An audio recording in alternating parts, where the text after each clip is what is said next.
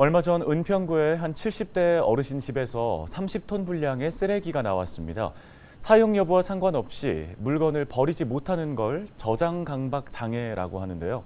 저장강박증 환자 대부분이 정신질환도 함께 겪기 때문에 다각도의 지원이 필요하다고 합니다. 네, 단국대 심리학과 임명호 교수와 함께 관련 이야기 나눠보겠습니다. 자, 교수님 먼저 저장 강박이 정확히 무엇이고 또 이러한 강박 장애를 겪는 특별한 이유가 있습니까? 네, 그 저장 강박이나 저장증이라고 하는데요. 어떤 물건이든지 용도를 가지고 사용을 하지도 않으면서 계속 쓸데없는 물건을 모으고 저장하는 경우입니다. 이분들은 계속해서 모으고 저장을 하지 않으면 오히려 감정적으로 불편해지고 불안해지는 일종의 정신장애인데요. 우리나라에서도 2 내지 5% 정도 저장증이 있다고 봅니다. 추산해보면 100만 명에서 200만 명 정도가 되니까요. 꽤 많은 분들이 이런 저장 강박에 해당이 됩니다. 원인을 보면 주로 강박증 같은 불안장애나 우울증이 가장 많고요. 치매 같은 인지장애, 또 지능이 떨어지는 지적장애도 많이 있고요. 또 조현병 같은 심각한 질환도 함께 있는 경우가 있습니다. 원래는 노년층의 3배 이상 많이 있는데요. 요즘에는 젊은 청년들에서도 저장 강박에 지나는 심각한 문제가 증가 추세를 보이고 있습니다.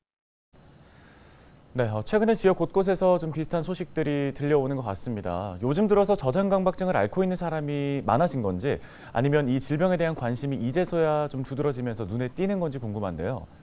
네, 예전에도 이 저장증에 대한 인식은 있었습니다. 그렇지만 최근에 이제 의학적으로 강박증이나 불안장애 진단이 좀 늘어나는 추세이기도 합니다. 강박증이 좀 늘어나면 저장 강박도 늘어나는데요. 또 사회적으로 코로나가 오랫동안 지속이 되었죠. 그래서 사람들 왕래가 서로 없었기 때문에 이런 저장증 같은 문제가 눈에 띄지 않아서 더 심각해진 면도 있는 것 같습니다. 사실 이 저장증으로 인해서 벌레나 이제 심한 악취가 생기니까 주민 민원도 늘어나기도 하고요. 또 심하면 쓰레기에서 불이 나기도 합니다. 이런 문제들로 인해서 최근에 민원이나 주민들 이 신고가 좀 늘어난 측면도 있습니다. 예, 그런데 이 저장 강박증을 이제 스스로의 문제나 치료가 필요하다고 느끼는 당사자는 많지 않을 것 같습니다. 실제 어떤가요? 네, 그렇습니다. 저장 강박이 본인이 스스로 나한테 병이 있다라고 자각을 하지 못하거든요. 그래서 우리가 보기에는 쓰레기지만 환자분이 물건을 모으는 거는 모두 하나하나 분명히 용도가 있고 또 쓸모가 있기 때문에 계속 모아서 집에 보관을 하는 것입니다. 그래서 본인이 먼저 주변에 청소나 정리하는 걸 요청하는 경우가 절대 없고요. 그래서 주변에 사는 분들이 집을 좀 들여다보고 이렇게 심각한 문제가 있다라고 신고를 하는 것이죠. 대개는 혼자서 치울 수가 없기 때문에 우선 청소업체 도움을 꼭 받아야 하는데요. 앞서 말씀드린 것처럼 이분들이 대부분 정신질환이 있기 때문에 꼭 정신 전문가 도움을 꼭 받으셔야 됩니다. 네, 그런데 지자체 지원을 받아서 이 쓰레기를 정리를 한다고 해도 근본적인 치료가 없다면 다시 원래대로 돌아가지 않을까 걱정이 되는데요. 어떻게 접근을 해야 한다고 보십니까? 네, 그렇습니다. 예를 들어서 강박증이 정말 심각한 분들은 쓰레기를 한꺼번에 치우면 안 됩니다. 이번에 쓰레기가 30톤이나 나온 분은 정말 역대급이라고 보이는데요.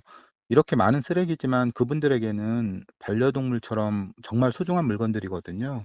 그래서 근본적인 치료는 강박증을 치료하면서 쓰레기를 점차적으로 정리를 해야 합니다.